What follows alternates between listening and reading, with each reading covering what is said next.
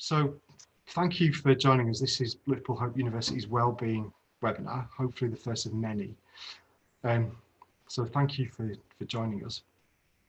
My name is Goodwin. I'm a writer and journalist here at Hope. This is our vibrant newsroom, obviously a lot quieter for reasons that we all know. And yeah, it won't be kind of lost on anybody here today that we're living through an extremely difficult period of history.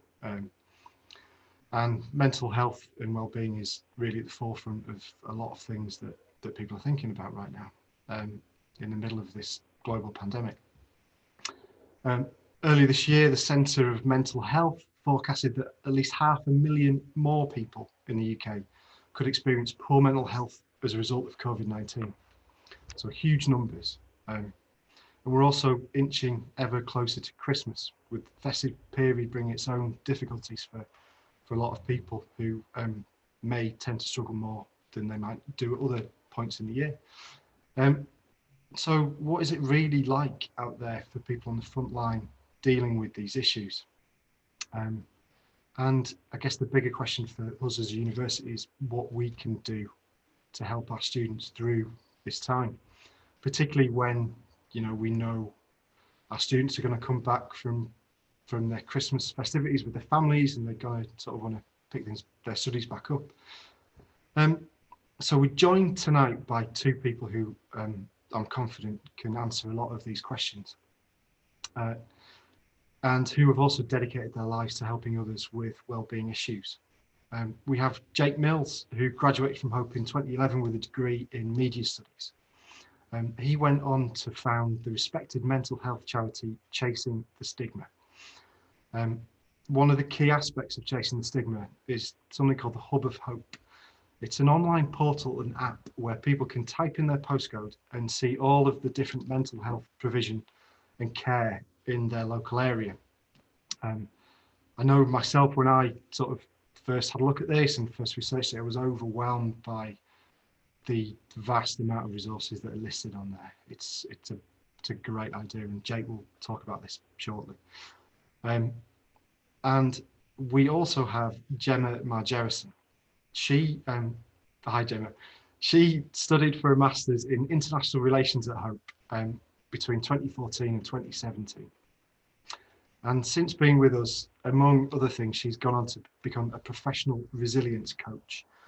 I didn't know what a resilience coach was until I spoke with Gemma a while back when we were working on some stories together. But Gemma will explain this a lot better than I can. But she helps people who have undergone trauma in their transition from counselling to being able to stand on their own 2 feet. And these subjects are also close to Gemma and Jake on a personal level as well, and they've been open and honest about their experiences, which they will share briefly with us again tonight. So before I launch into some questions for Jake and Gemma, just want to draw anybody's attention to the Q&A function at the bottom of this webinar bar, which you'll be able to see. Feel free to type in any questions and we will try and address those at the end of the discussion. And yeah, if you want to sort of put questions to Jake or Gemma, just obviously, yeah, direct it in their direction. So I guess I'll begin with you, Jake. Sorry if you've pulled the short straw. But I wonder if you could sort of talk us through your journey to this point and kind of what prompted you to launch Chasing the Stigma. Yeah, first and foremost, I think Gemma's degree sounds a lot better than mine. But yeah, you know, I went to Hope University to study media, and the reason why I studied media was because I always wanted to work in comedy in some way, shape, or form. I didn't actually know what that was, and at Hope I met a couple of tutors who worked within comedy and introduced me to different people. And I started, I'd done a comedy course outside of university, which led me to actually getting on stage for the first time and allowed me to pursue a career of stand-up comedy, which I was doing as a professional comedian being paid to perform, which is something that I always thought that, I always wanted to do. I didn't ever think I'd do that in particular, but I loved it, and I was traveling the country doing it and really, really enjoyed it. But whilst doing that, probably for a number of reasons, leaving university, taking on responsibilities for the first time, financial problems, maybe, and by financial problems, I don't mean necessarily debt and stuff, but struggling to make money, maybe relationship problems, and a number of different things, I started to develop signs and symptoms of depression, and I didn't know what that was. So I didn't know that it was something that I was going through. I just thought that everybody else felt the same way that I did, and that they were better at coping than I was. I didn't necessarily try and reach out for help and support. I tried to cope with unhealthy things like alcohol and stuff. And the long story short, that just kind of sunk lower and lower and lower until one day I actually attempted to take my own life.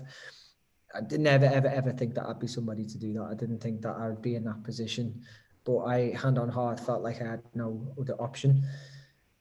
The long story short is that I spoke out about that, what I'd gone through, and because of what I was doing as a profession, it got picked up in the local press, and then it got picked up in national press. And before I knew it, it was deemed something newsworthy to go on television and radio to talk about. And what was quite unusual about that is that there's nothing special about my story. There was nothing special about my circumstances. There was nothing special about what I'd gone through.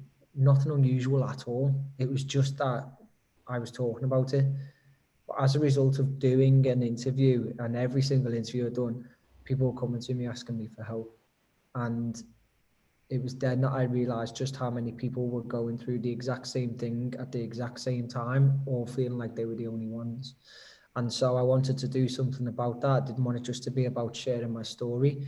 I wanted to do something practical, and that's why we created Chasing the Stigma as a national mental health charity.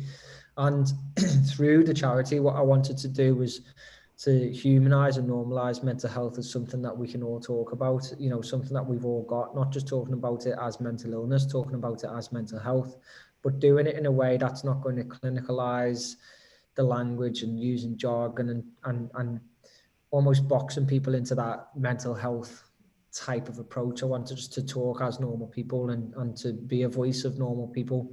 And then as you mentioned there, creating a hub of hope, to be able to direct people to the help and support that's available. But above everything else, we wanted to use that lived experience at the very, very core of what we're doing, so that we can say to people, we know, we've been there, we understand, there's nothing to be ashamed of, and actually we can help you find the help and support to get better. And Monday coming up is actually 4 years of Chasing the Stigma, and Is it? Right, wow.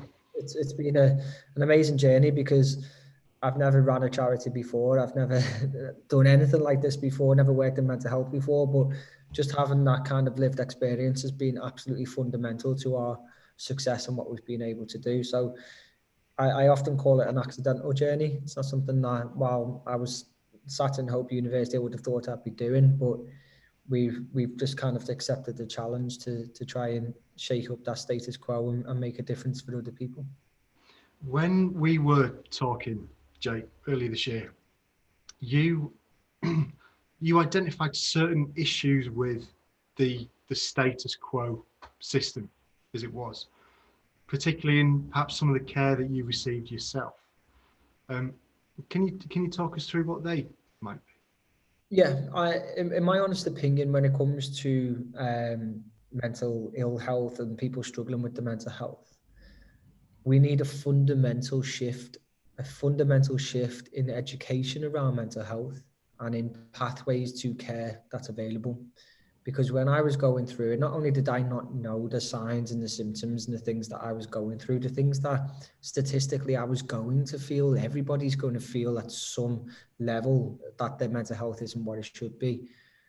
So we're not educated about how to deal with that, how to handle those feelings, how to ideally be able to deal with those feelings and emotions and thoughts and that entire process to be able to look after ourselves in the same way that we are with our physical health. But finding that help and support is near on impossible. We've got waiting lists that are so long that people can't be seen for, in some parts of the country, up to 18 months. We've got thresholds that are so high that people are being deemed not well enough. And again, that understanding of what to do if you are sick. If we are physically unwell, we know the process to get better. It's drummed within us from an early age. We go to a doctor, we explain, whatever they give us, we try. If it doesn't work, we go back, we challenge it. If it gets really bad, we go to hospital. But for some reason, and there's many different reasons, and stigma is a significant part of that. When it comes to our mental health, we just wait and wait and wait and wait and wait. We don't give ourselves a chance to get better. We just hide it. And that's what we need to fundamentally change. When we started chasing stigma, and particularly looking at suicide, when we started this 4 years ago to the latest figures that are available, of all the people who die by suicide in the UK, almost 3/4 of them are not known to mental health services or hadn't been seen in a year previous to the death. 3/4 of people, 72% of people die without getting any help. So there's a fundamental problem there that we have to address. And actually, it's not just doing things the same old way. I think every year we expect to lose between 5,500 and 6,000 people by suicide every year. And if it doesn't really change dramatically, then, we're okay with that. That's not right. It's not fair. Suicide's preventable. We can make a difference. We can bring that down, but we've got to be able to challenge the status quo and do things differently and not use politics and rivalry and competition and money as a way of flying in the face of the people that we're meant to be helping. And that's why I do think we've been able to have the success that we have, because we've come in with this outsider point of view to try and do something different. Okay, thanks, Jake. That 4-year anniversary is pretty momentous. How many people do you think you might have reached during those 4 years? Through the Hub of Hope, we know from new users alone on the Hub of Hope, we've had over 200,000 new users on the Hub of Hope. But the thing with the Hub of Hope as well is that it's something that's being used by the likes of Samaritans and Mind and Calm and Rethink Mental Illness and ambulance services and police across the country. So the number's probably a lot bigger than that. But, we've done everything quite organically, if you will, without the staff and the volunteers and the money to be able to do it. But we've been able to build it up and build it up. And actually, yeah, it is a moment now where I'm sat in, all right, an empty office, but an office that will have people in who work for us, who can actually drive this change every single day. And it's because we've got people who believe in us and believe in us because we're doing it for the right reasons from the right place. Yeah. Okay. Thanks, Jake. I'll come back to you shortly. So, Gemma, I guess the first question is, what is the resilience coach, and how did you, how did you become one, and why did you choose this path? Yeah, so I started my resilience journey during my time at Hope. I was diagnosed with post-traumatic stress disorder in 2015 after kind of 9 months of hiding away all of my symptoms and not reaching out for support. And it took me to the point where I couldn't kind of function on a day-to-day basis, that I thought I really need to go and sort of see somebody. So that came July 2015, and probably by that point, all of the I guess that time lapse of not going and seeking support meant that I was further along the line of ill health than I was 9 months previous. And so there was a lot more work to try and sort of unpick and heal and come to terms with. So how I made it through my master's degree, I will never know. But by the time I graduated, I was working for a big international company. I was their learner engagement and wellbeing coordinator. and was looking at some of the initiatives coming out of that organisation and wider organisations around this kind of firefighting mentality of when people reach a point of crisis, how do we help them? And it seemed a little bit counterintuitive to me. I felt like there was something around that education, that preventative space that really needed looking at. And so this is where I started to do some of my own research around resilience and designing and implementing sort of training for young employees across the company, up and down the country. And then last year I began a doctorate in coaching and mentoring at Oxford Brookes, and kind of fell in love with what coaching was. And in January this year, decided to go self-employed and do this full time, and have really had to put my money where my mouth is in terms of resilience, and kind of walk the walk in terms of some of the advice that I give to the clients that I work with. So when we talk about resilience, you know, a lot of people jump straight to the phrase bouncing back, and I hate the phrase bouncing back. There are two sort of issues that I have with it. The first is that when you bounce a ball, the first thing that ball has to do is hit the floor before it starts to come back up. And again, this kind of is reflected in the sort of things that people say to me of, oh, I don't need resilience because everything is fine for me. And the problem is we don't automatically, magically develop resilience when things get tough. If we did, we wouldn't have the anxiety, depression, suicide statistics that we have. You know, resilience is a skill. It needs to be practiced. It needs to be worked on. The second issue that I have is the word back. Back to where? Surely if you're going back to the same place you came from, that's the problem in the first place. You know, they say you can't heal in the same environment that hurt you, so why would you want to go back there? And so it was kind of resilience is sort of, to me, unpicking some of those myths and then replacing them with more of a positive idea around what resilience is. And so the three words I use for resilience are grow your roots. This is about really kind of anchoring in, reaching out for all the good stuff, and being able to weather the storms, because they're going to come whether we are resilient or not. The difference is whether we make it through the other side or whether we're pulled out of the ground in that storm. So my three kind of areas that I work on with my clients are knowing yourself, accepting yourself, and empowering yourself. So learning how to make the right decisions for you based on that knowledge that you have about yourself. So that's a very long way around of talking about what resilience is. I'm glad you mentioned that phrase. You know, I was listening to BBC Radio 5 Live this morning, talking about students in particular, and one of the callers essentially said, in response to students who may be struggling at this point in time because they may be unable to go home to their family, or just because of this disruption to teaching, people were saying, oh, well, baby boomers don't have any resilience. They should be more resilient. It's almost as if the word has been weaponized. And is this something that you've come across yourself? People just don't really understand what it is.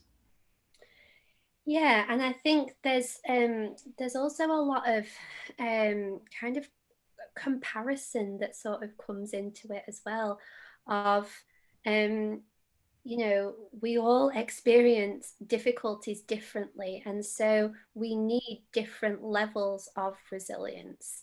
You know, if you throw a plate out of a 10-story window, it's going to smash. But if you drop a plate on the floor in the kitchen, it's also going to smash. It's not the size of the hurt or the problem. It's the fact that it has an impact.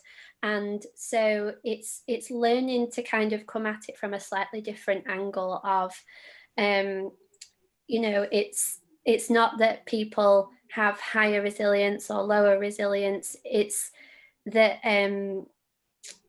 it's just about having that awareness of what resilience is and how to use those tools. Yeah, okay, thank you, Gemma. I guess my other question for you, Gemma, was what kind of people do you deal with as a resilience coach? I'm guessing people from all walks of life.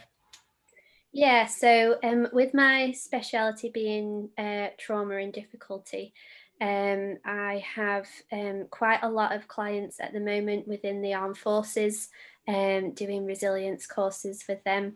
I also have individuals who've been through particular difficult situations, from cancer survivors, car crash victims, right through to sort of bullying in the workplace. So it's a whole spectrum. And again, this just sort of reiterates the point that just because your incident might not be as horrendous as somebody else's doesn't mean that it doesn't affect you, and doesn't mean that you're not worthy of the same level of support. Okay, thanks. I guess this is a question to both of you, and it's something that we've spoken about already. The waiting lists for people to receive care on the NHS, Jake, you identified earlier as a big problem. How was that situation being exacerbated by the pandemic? Are you hearing of people who are really struggling to access that care? A lot of what happened is I'm going to cough now. So Gemma, you might be best talking a second. Sorry. Yeah, so I think you know, again, a lot of the mental health support that is there again comes from this firefighting perspective, and it can't meet the demand at the moment, never mind the demand as we come out of a pandemic and the effect that all of that is going to have. I think probably what we need to do is learn from the mistakes in that, in terms of resilience of, well, actually, if something like this could happen again, how do we then start to improve general levels of mental health and resilience, so that you know, another crisis like this perhaps isn't quite so hard hitting. Yeah, that makes sense. Yeah. Sorry, just to add on to that as well, before I choked. Again, exactly what Gemma said, is that firefighting is kind of because people often wait so long, thinking things will get better, or I'll be able to fix it myself, or I'll be able to do this, and you can reach that point. Also, particularly with the pandemic, is because a lot of things stopped. A lot of things kind of, we all did, and we all stopped, and a lot of face-to-face things had to stop for a bit. And then also you've got people who have never experienced anything before in terms of poor mental health suddenly experience it for the first time. And it's not going to be a quick and simple solution to that. And it's also not going to be a quick and simple reaction from a negative point of view of people struggling with their mental health. Because, I mean, I'm sure we'll talk about Christmas in a bit, but just to take Christmas for an example, is that we've spent 9 months being told that we're not allowed to see anybody, that we're not allowed to touch anybody, that we're not allowed to mix and be around anybody else. And then suddenly now we're being told that you can go and do all those things. And you know what? A lot of people are going to struggle to do that. Being told that you can go back to work when you can, being told you can go on public transport, that you can go and mix around people. We've got people who are in working environments where, one, they're being told you've got to work from home, which is a big struggle for a lot of people. Other people then at the same time being told you've got to go out, you've got to go in other people's homes, you've got to do these jobs. You're getting students who are being told to go to university, stay in halls, be around people. There's a lot going on, and actually it's building up in a lot of people, and they're reaching out for that help and support. And quite frankly, the system that is in place is not fit for purpose. And that's why we need to be looking at not only better funding for mental health services, but how we can work collaboratively to look at the alternative type of support that's available from an early prevention point of view, so that people can access that help and support that will help them at that earlier stage, to prevent them having to go and be on a waiting list. You know, there's loads and loads of different answers there, where even if you're going to see a GP, instead of just being put on a waiting list and being told just to sit and wait till your time comes, actually having something practical to be able to do to hopefully prevent you having to have that appointment. So there's a big shift that needs to happen, and it's a massive piece of work. You know, we've come a long way, but there's an awful lot longer to go. Yeah, I mean, there's obviously no easy answers here at all. But in terms of your service, Jake, if people are feeling low, what do they do? Well, I mean, you've got what I was saying before about looking at the different types of support that's available. Look at what Gemma's doing, for example. Like, that's a fantastic way of doing it, because it's quite personal. It's giving you the skills to look after your mental health and resilience. If somebody is struggling with their mental health, generally we don't know where to go to. So what we're trying to do through the Hub of Hope is make people like Gemma and what she's doing and all the other support that's available widely accessible for people, so that you can go and find what's right for you. I went to counselling. There's a longer backstory there, that for the reason why I went to it. It was handed to me on a plate. But in my head, I thought, if we're struggling with our mental health, we have to go and see a counsellor and we get medication. And I was discharged from the counsellors being fit and healthy because I lied to as a way of protecting myself. When I came out of that, I thought, I don't have any other choices. You know, if the medication doesn't work for whatever reason, I think, well, that's it. I don't have any other choices. What we need to be telling people is about the options and the choices that they have, that they've always got. There's hundreds of thousands of support networks and options and choices. And we need to make it easier for people to understand what they are and challenge it. If it's not working, try something else. Try and find the thing that's right for you. And I'd reiterate to sort of anybody else, you know, that could be going to Chasing the Stigma, going to the Chasing the Stigma Hub of Hope, typing in your postcode and just seeing what is there in your local area other than having to go to your GP. Because I had my eyes opened when I did this, you know, as part of my research. And there is so much out there that people can access that they just aren't aware of. And I guess that's obviously where you come in, Jake. Gemma, in terms of kind of maybe some practical advice for people listening to this, maybe some exercises that you run with some of your clients or that you might recommend people to do, can you share any of those type of tips? Yeah, so one of the tips that seems to be coming up quite a lot at the moment is me advising people to choose your hard.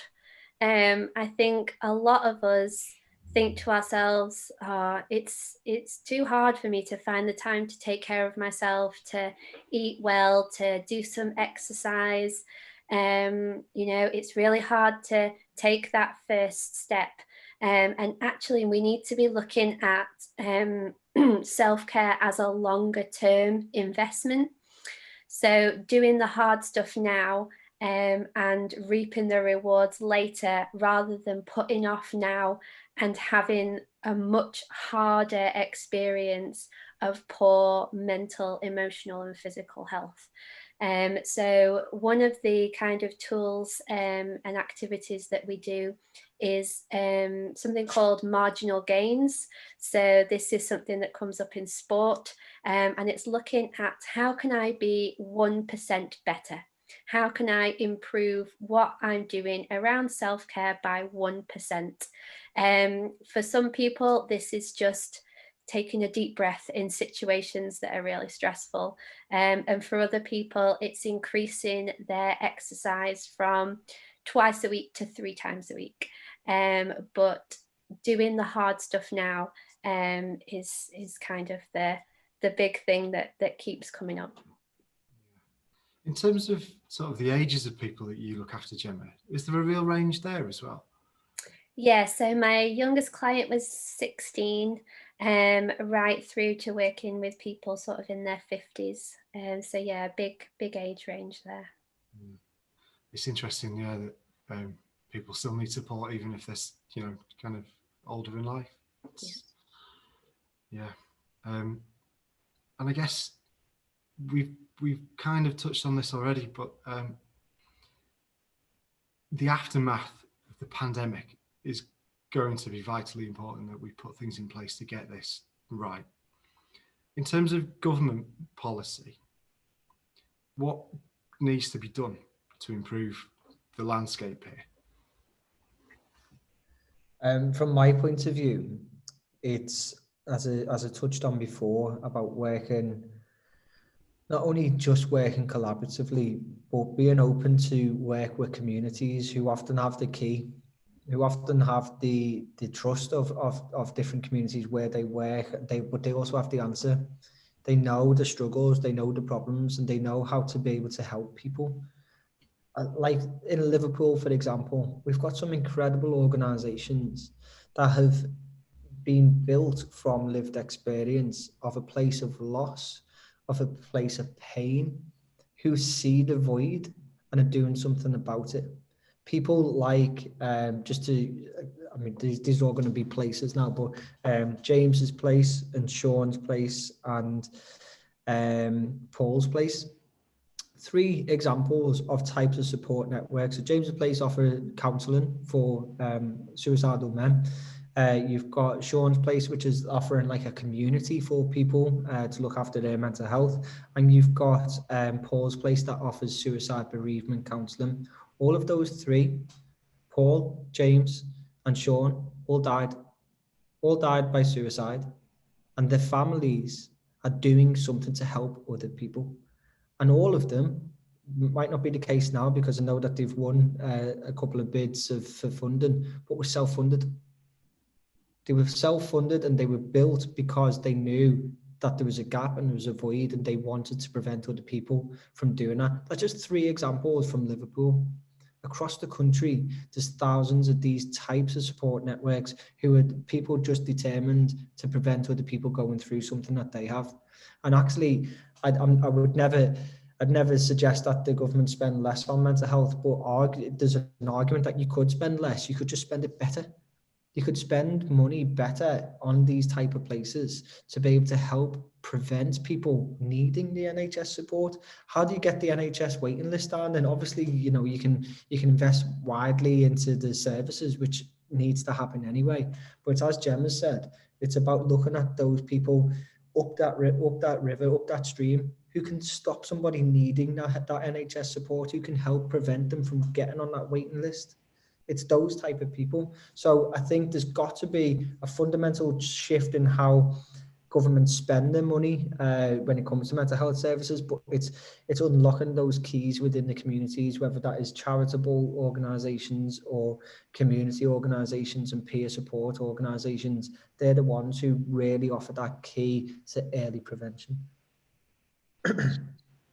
I guess the other sort of big issue, as I've touched on before, is the well-being and mental health of our students and students at other universities as well.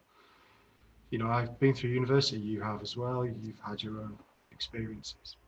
People are living a very different experience right now, and we are trying hard as a university to help them through that. You know, we have a kind of student development and well-being team who have dedicated advisors and counsellors and everything else. But I just wondered, from your own perspectives and from your own experiences of going through university while perhaps struggling, what advice would you give to students who are perhaps feeling like they need to reach out but maybe don't know how? Sorry, I'm taking over. I'm having a mind blank. You go for it. It would be to reach out for that help and support. There's a couple of things here. One of them is that we do an awful lot with mental health awareness, and we talk an awful lot about speaking up and speaking out about how you're feeling. And I think sometimes people can confuse that with doing it publicly. And you don't have to. You know, I'm quite happy to talk publicly about what I've gone through, and Gemma's talked about what she's gone through. But you don't have to do that. You don't have to be tweeting and telling everybody. You don't even have to tell the people closest to you if you don't want to. As long as you're reaching out to somebody, as long as you're actually trying to get that help and support and taking those little steps just yourself, that's the main thing. What I would say is, you know, have a look on the Hub of Hope, look at the help and support that's available, whether it's going to a doctor, seeking that help and support in whatever way you can. It might be sharing it with a loved one or a friend. But above everything else is give yourself the chance to get better. Give yourself that chance, like you would if you had anything physical that you worried about or that you feel wasn't right. Give yourself a chance to get better. And the best way you can do that is at the earliest stage. As soon as you start noticing something's wrong, do something about it. Just like the comment that Gemma made before, and this is, I'm going off on one, sorry, but this is where I think the biggest difference between our physical and our mental health comes down to our perception of what that means. With our physical health, if I was to say the words physical health, we generally would have a positive image in our head about physical health because we see it as an aspiration. We see it as something in our control to look after. It's like the point that Gemma made before, you know, whatever you think of this, but, you know, you'll have a lot of people who will say, well, I want to have a beach body, whatever that might mean. And I'm going to go to the gym in May to have this perfect body in August. It's not going to happen because you need to be training yourself and your body for a year in order to get to that physical condition. But we know that we can do it and we know to look after it. When I say the words mental health, you probably will think of mental illness. You probably think mental health is something negative, instead of something positive or something aspirational, something that you can do to look after yourself, like that self-care. So actually, in the way that you look at your physical health is something that you have control over, and if it's not great, you do something about it to try and take that control back. With our mental health, we don't, and we just hide it and we bottle it and we just allow it to manifest into something a lot bigger. So it's giving yourself that chance to be the best mental health that you can. Do the things on a daily basis to look after your mental health. And if you ever feel like it's wavering for any reason, do something about it.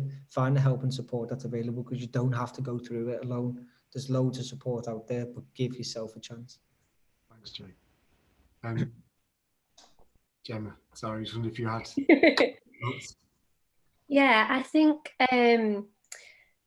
for me, my advice would be that, you know, comparison is the thief of joy. I think we're so overwhelmed from a social media perspective, and from generally just looking around us and thinking, gosh, I wish I was more like them. I wish I had this particular characteristic, or I wish that I was, you know, involved in that particular group. Because we feel like, because of the way that other people portray themselves, that if we have that particular characteristic, that we'll have it all together. And whether that's reality or not, it depends on the situation, but usually people are you know, just as terrified inside as we are. And so I think it's just having the courage to really focus in on yourself, to look at your own gifts and passions and motivations and strengths, and to be able to recognize the impact that they can have, and to give yourself the opportunity to be the best version of yourself, by just being comfortable with who you are. Thanks, Gemma. I guess the other thing that I was going to sort of ask you, well, both of you, but obviously we're doing a lot more online through things like this, through things like Zoom. Is that a potential, you know, benefit of this whole crazy situation that you are maybe perhaps more inclined to talk to somebody on Zoom than you might be to turn up in person at somebody's office? Yeah, so I've definitely found that with the work that I'm doing. When we had the first lockdown, I had a couple of clients who would not have come out to meet me in person, people who had experienced some really traumatic physical health concerns in the past, and were so worried about the potential impact of COVID that they literally just sort of barricaded themselves away. And so by using something like Zoom, we were able to have those conversations. I have clients who don't even turn on their cameras, and that's absolutely fine. It's just about talking to somebody and getting a little bit of support. So for me, yes, while it's not ideal, there has been a benefit to kind of online communication. I'm guessing you've noticed similar, Jake. Yeah, don't get me wrong, I think there's good and bad. I think there's a lot of people who, despite having a lot of social interaction via Zoom, it's not quite the same as having that physical contact with somebody. There's a lot of people who feel loneliness despite being able to virtually connect.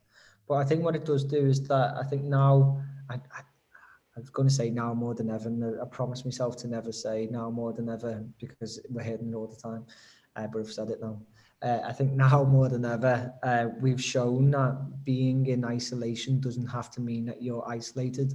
And I think social media gets an awful bad press a lot of the time, but actually we're able to create communities virtually here and create emotional support with people you've never met, people that you might not even be in the same country as, but you're able to create that connection with people. So, I think we will take some, don't get me wrong, there's probably a lot of positives that we can take from this year. And I think that having meetings and conversations like this will definitely be one of them. But I'm longing for a world where we can have both, where we can be seeing people, because again, like with everything, it's not a one size fits all approach, and there'll be some people who are desperate for that face to face connection. But as Gemma said, there'll be a lot of people who are actually Zooms and everything else has been a lifesaver for them. Thanks. I guess as we sort of start to wrap up, Gemma, when we spoke earlier in the year, you had a really lovely story about your own sort of step to recovery. And there was a particular incident, wasn't there? And perhaps that might be nice for people to hear because they may wish to do something similar. Are you comfortable sharing? Yeah, so I think you're referring to the missing piece episode, are you? Yeah, okay. Yes. So so I went through about 5 different rounds of counselling, and I kind of reached a point where I needed to just be able to sort of draw a line under my experiences. And so I was talking to my counsellor at the time, and she sort of very bluntly was like, well, like what is the biggest issue for you right now? And so I said, I feel like I've got this kind of hole inside me, this missing piece. I said, it's like a black hole. It just sucks all the joy out of my life. And I'm trying to fill it with all of these different things, and nothing's really satisfying that. And so she said, well, what are you going to do about it?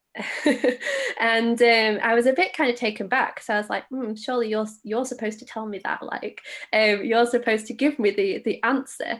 And so I went away sort of thinking about, okay, well, missing piece, well, that's kind of like a jigsaw. So what would you do with that? Well, you'd have a missing jigsaw piece.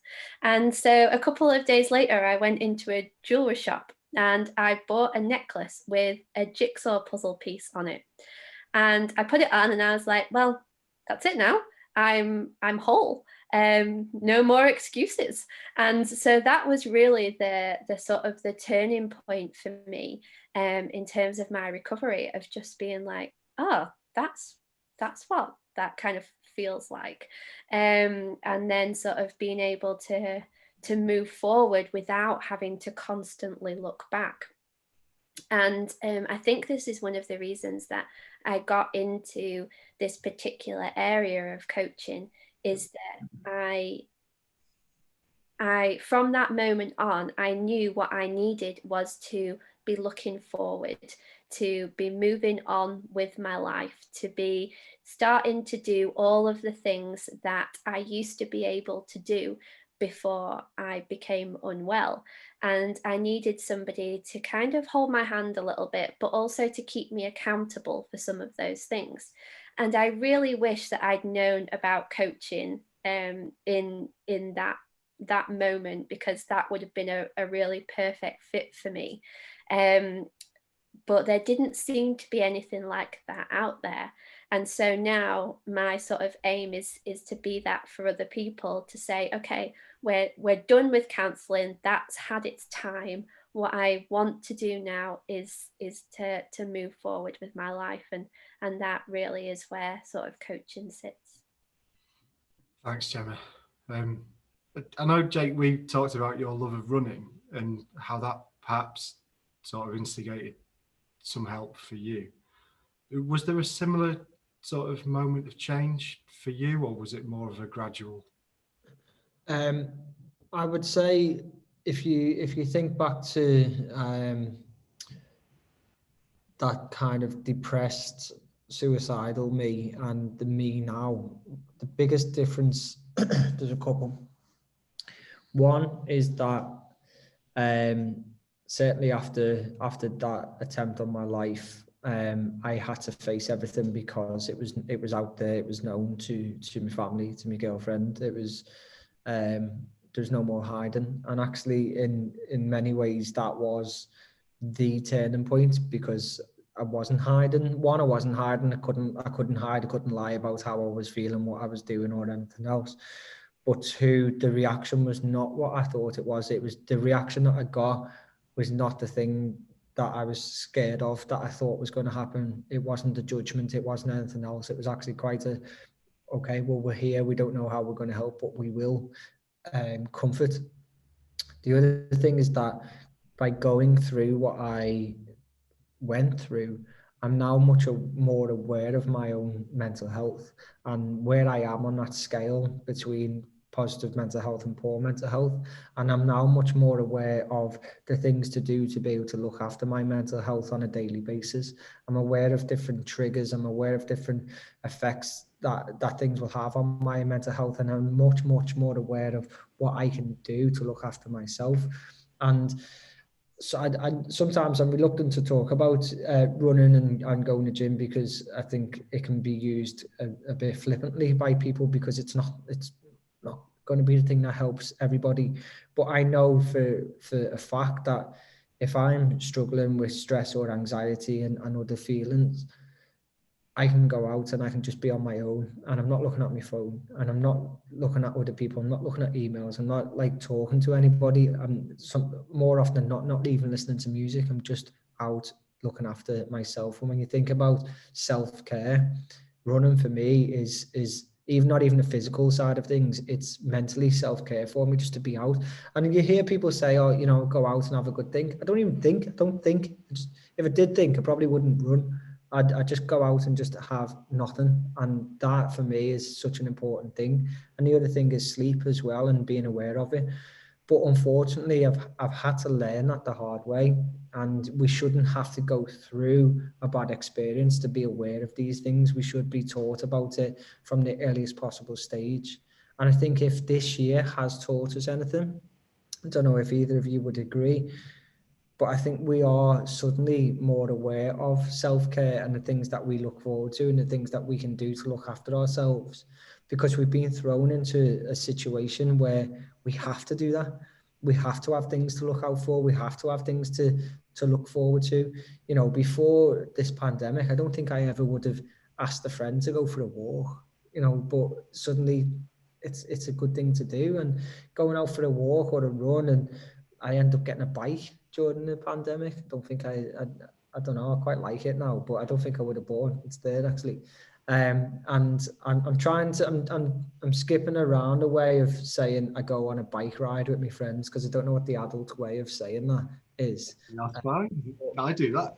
That's We know we go out on our bikes. I don't know how you say it as a grown man, but going out on a Sunday, we ride down and we go and get a coffee somewhere, and actually they're the perfect ways to be able to look after yourself, to have a conversation with somebody and keep on top of your mental health, something to look forward to.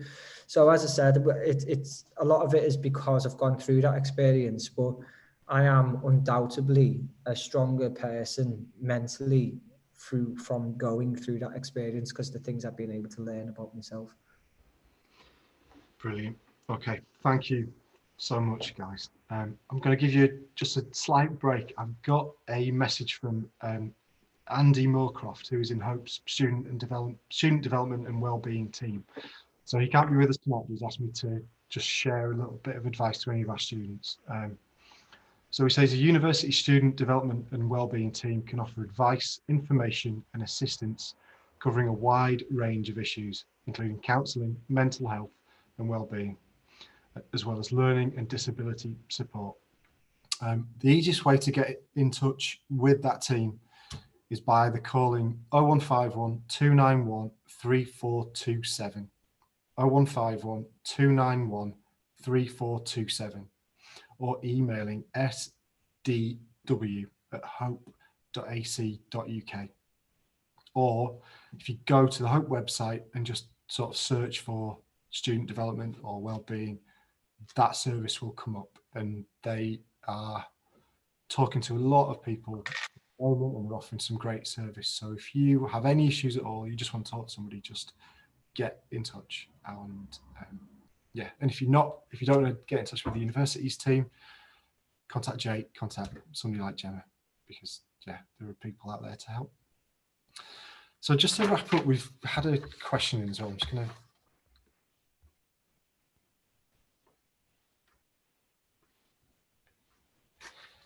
So yeah, it says, could you ask Gemma to say again your message about to know yourself and to accept yourself? And for Jake, she says,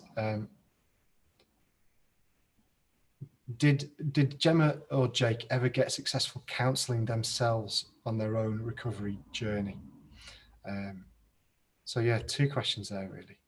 So Gemma, I don't know whether you're able to explain what you meant by know yourself and accept yourself in it, maybe slightly more detail. Yeah, so it was know yourself, accept yourself, and empower yourself. So the knowing yourself is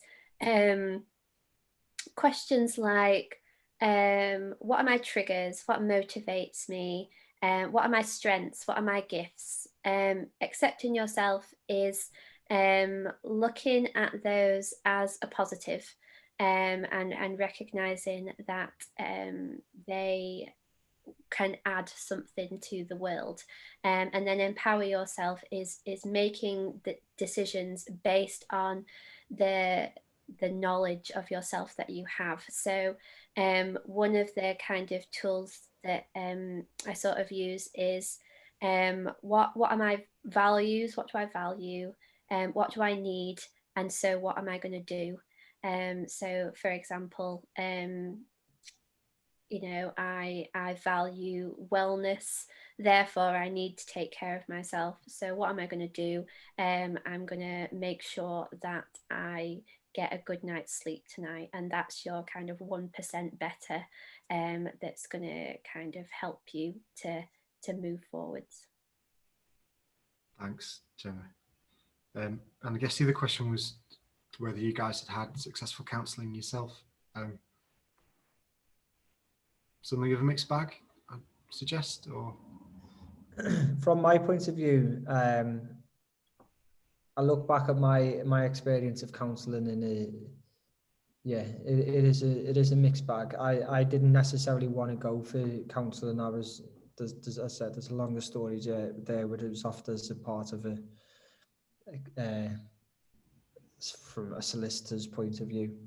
Basically, I got into a fight with somebody and I was going to say that I was going to sue them, and then I got offered counselling as a result of that, and I thought, yeah, I'll take it. So I didn't necessarily go into it thinking I want this to get better. I think when I went into it, I was a little bit, well, I was apprehensive.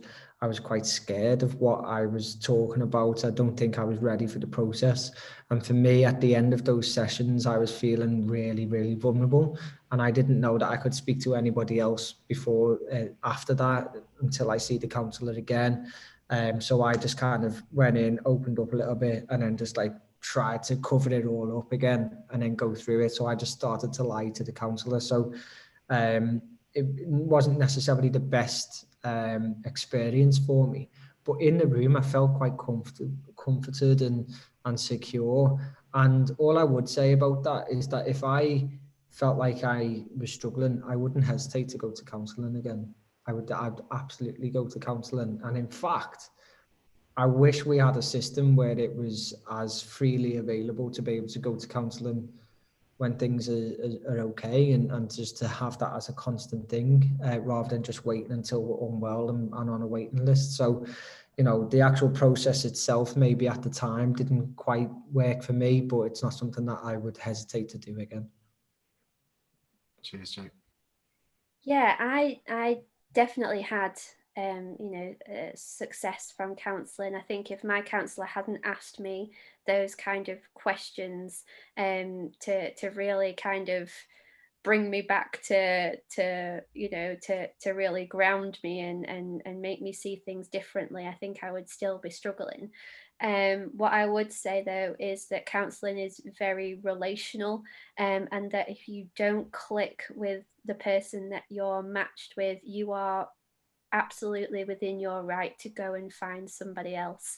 You've got to have that good relationship with somebody in order to be able to open up and get the support that you need. Okay, well, I think we're probably running out of time. So thank you, Gemma. Thank you, Jake. I realise I've taken an hour out of your evening, so I really appreciate it, and appreciate everybody who's either joined now or is watching this sort of on catch up. And yeah, so Gemma Margerison, resilience coach. Your company's is GLC. Resilience coaching, yeah. Yeah.